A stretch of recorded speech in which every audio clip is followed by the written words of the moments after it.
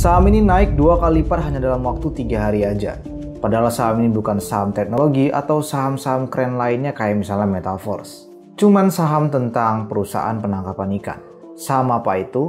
Bagaimana dengan fundamentalnya? Apakah masih ada prospek dan kesempatan untuk masuk ke saham itu? Semua itu bakal kita bahas di video kali ini, oleh karena itu tonton terus video ini sampai habis dan jangan skip ya. Halo teman-teman, kenalin aku Habibi. Mungkin kalian baru pertama kali di video ini, aku ucapin selamat datang. Sebelum lebih jauh, seperti biasa, iklan dulu.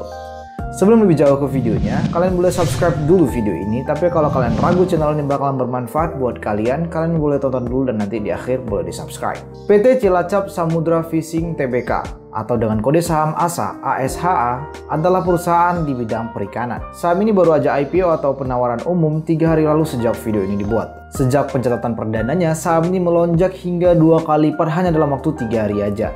Tentu dengan fenomena kayak gini, banyak investor yang mulai melirik dan menjadi trending topik untuk saham ini. Di video kali ini kita bakal bahas dari segi penawaran umum atau IPO-nya, untuk apa perusahaan mencari dananya, kemudian kita bakalan bedah dari segi laporan keuangannya, bahkan juga ke prospeknya. Jadi dengan video kayak gini, kalian bakalan terbantu untuk menganalisa saham ASA ini. Udah gak sabar kan? Ayo kita lanjut ke pembahasannya. Daripada melaut, mending kita beli sahamnya. Ini adalah sesi bongkar IPO, jadi aku bakalan bahas saham-saham yang IPO atau udah baru aja IPO. Kali ini kita bakalan bahas saham ASA atau ASHA, yaitu PT Cilacap Samudra Fishing Industry Tbk. Yang pertama aku mau ngasih tau ke kalian dulu bahwa ini adalah kinerja harga sahamnya. Udah naik 80,74% hanya dalam waktu 2 hari doang. Yang mana harga IPO-nya itu di 100 per lembarnya, sekarang udah 244. Sebenarnya ini udah naik lebih daripada 2 kali lipat, tapi ini mungkin lagging ya di sumber yang aku dapatkan. Tak kenal maka ya kenalan, jangan nggak sayang, tapi kenalan. Aku mau ngasih tau ke kalian produk-produk daripada ASA ini. ASA ini adalah perusahaan, simpelnya perusahaan perikanan. Dia bergerak di bidang perikanan, pengolahan ikan, pertambakan, galangan kapal, dan hasil ikan laut lainnya. Serta memperdagangkan hasil tersebut khususnya untuk komoditi ekspor. Produk bahan baku perikanan perseroan ini berasal dari hasil tangkapan sendiri ataupun beli dari pihak lain, dari supplier. Sampai dengan prospektus yang diterbitkan oleh ASA, bidang usaha yang sedang dijalankan perseroan ini adalah perdagangan besar hasil perikanan dan juga aktivitas cold storage. Kita harus kenal dulu, ketika dia IPO, pemegang sahamnya seperti apa strukturnya. Yang pertama ada PT Asa Fortuna Corpora dengan kepemilikan 30%. Kemudian ada masyarakat punya 1/4 daripada total perusahaan, yaitu 25%.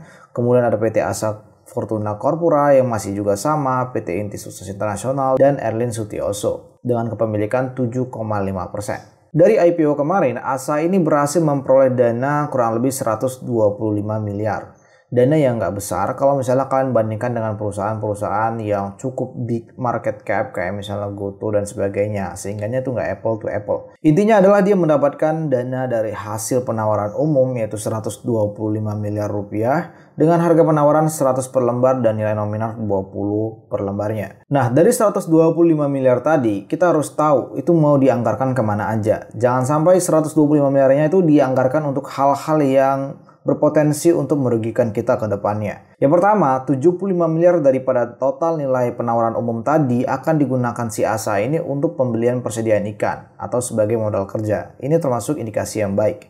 Yang kedua, ada 28 miliar yang akan digunakan perseroan untuk membeli 99,97% saham PT Jembatan Lintas Global atau JLG yang bergerak dalam bidang perikanan, yang masih dalam sektor pergerakan daripada perusahaan ini. Ini juga masih indikasi yang baik. Dan yang ketiga, sisanya itu bakalan digunakan untuk operasional kantor. Di sini kalau kalian lihat nggak ada yang digunakan untuk pembayaran utang. Berarti ASA ini masih oke-oke aja dengan keuangan utangnya, dengan racanya, dia mau ekspansi. Ini adalah penggunaan IPO yang baik, yaitu untuk ekspansi. Oke, sekarang kita bakalan lihat dan bedah dari segi laporan posisi keuangan atau neraca dari ASA ini. Dari segi prospektus bisa diterbitkan untuk 3 tahun terakhir. Kalian bisa lihat di sini dari sejak 2018 sampai 2021 di 31 Desember 2021. Dari 2018 jumlah aset itu 60 miliar, 2019 56 miliar, 2020 55 miliar, dan 2021 111 miliar. Kalian bisa lihat di sini ada peningkatan aset sampai dengan 31 Desember 2021. Tapi kalau untuk secara tren memang ada sedikit naik turun untuk asetnya. Yang kedua ada jumlah liabilitas. Di 2018 29 miliar, 2019 26 miliar, 2020 24 miliar, dan terakhir di 2021 33 miliar. Kurang lebih sama juga dengan aset naik turun, tapi secara akhir itu naik di 2021 menjadi 33 miliar. Dan dari ekuitas juga sama kurang lebih. Nah, sekilas kita udah tahu dari segi komposisi neraca ASA ini. Sekarang kita bakalan cari tahu bagaimana kinerja perusahaan ini tahun per tahun dari segi laporan laba rugi. Di 2018, ASA ini mendapatkan pendapatan 44 miliar, 2019 turun menjadi 23 miliar, 2020 naik drastis menjadi 179 miliar, kemudian terakhir di 2021 menurun sedikit menjadi 168 miliar. Tapi kalau dibandingkan 2018 naiknya cukup drastis. Untuk laba kotor juga kurang lebih sama, aku mau skip dulu sampai di laba rugi operasional. Kalian bisa lihat di sini di 2018 terdapat laba 5 miliar, di 2019 ASA ini ternyata rugi minus 1,24 miliar, di 2020 kembali positif menjadi 1 miliar, tapi point out di sini adalah di 2020 punya laba operasi yang lebih rendah daripada 2018 di 5 miliar. Kemudian di 2021 itu laba operasinya 1,24 miliar dan ini masih rendah dari 2018. Ini kurang baik sebenarnya. Setelah kita bahas laba rugi operasi, kita langsung ke bagian laba rugi bersih periode atau tahun berjalan. Ini merupakan bottom line-nya. Untuk 2018 142 juta, kemudian 2019 tadi kalian tahu laba rugi operasinya itu rugi. Tentu di laba rugi bersih juga bakalan rugi menjadi 2,1 miliar ruginya ya. Kemudian di 2020 kembali untung 642 juta dan terakhir di 31 Desember 2021 894 juta.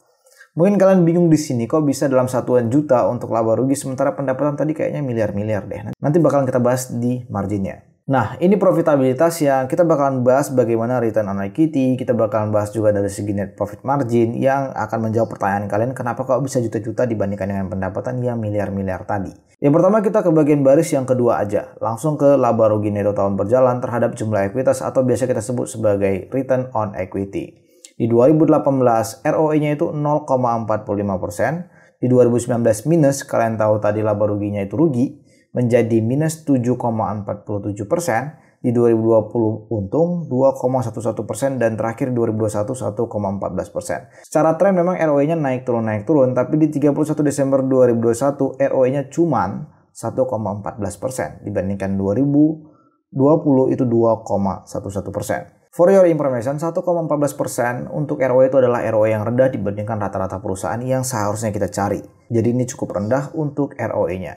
Kita langsung loncat aja ke bagian laba rugi neto tahun berjalan terhadap penjualan bersih atau biasa kita sebut sebagai net profit margin. Di 2018 NPM-nya itu 0,32%, di 2019 minus 9,16%, NPM-nya itu cukup minus dalam di 2019, padahal 2018 NPM-nya cuma positif 0,32. Tapi di 2019 NPM-nya itu negatif sangat-sangat jauh di minus 9,16%. Ini kurang baik. Di 2020 0,36% dan di 2021 NPM-nya adalah 0,53%. Jadi bisa kita lihat tren daripada NPM perusahaan ini adalah di kisaran di bawah 1%. Ini sangat rendah. Mungkin kalian berpikir adalah untuk apa perusahaan ini dibangun, mending keuangannya tadi itu dimasukkan ke dalam deposito yang bisa mendapatkan keuntungan bunga per tahunnya itu bahkan 5-8% daripada menjalankan perusahaan dengan NPM cuman di bawah 1%. Oke, kita langsung loncat aja ke bagian rasio solvabilitas. Ini mengukur bagaimana kesehatan neraca perusahaan tadi. Kita udah lihat tadi bagaimana komposisi daripada neraca dari segi aset, liabilitas, bahkan ekuitas. Sekarang kita menggunakan rasio aja supaya memudahkan pemikiran kita.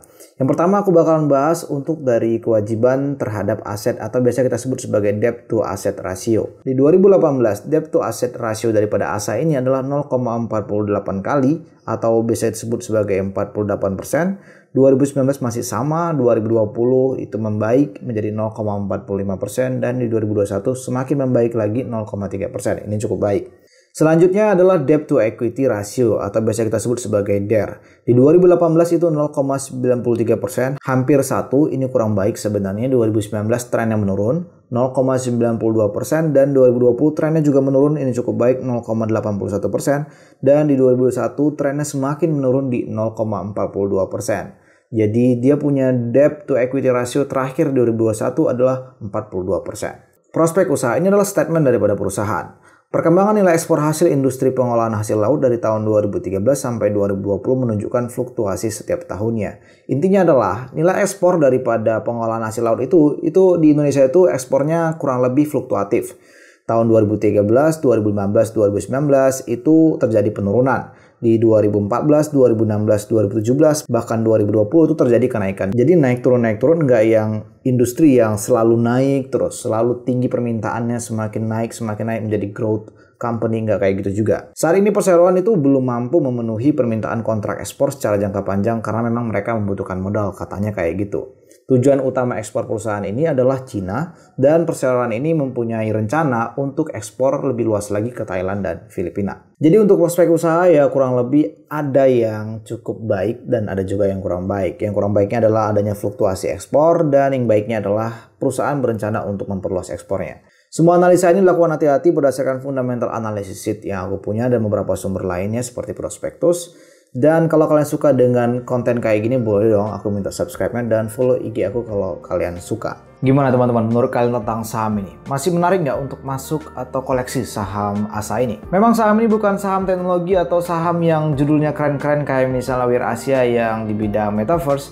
Tapi saham ini cuma di bidang perikanan tapi bisa naik 2 kali lipat hanya dalam waktu 3 hari aja. Tapi satu yang aku point out dari saham ini untuk tujuan penawaran umumnya sangat menarik, yaitu intinya untuk ekspansi.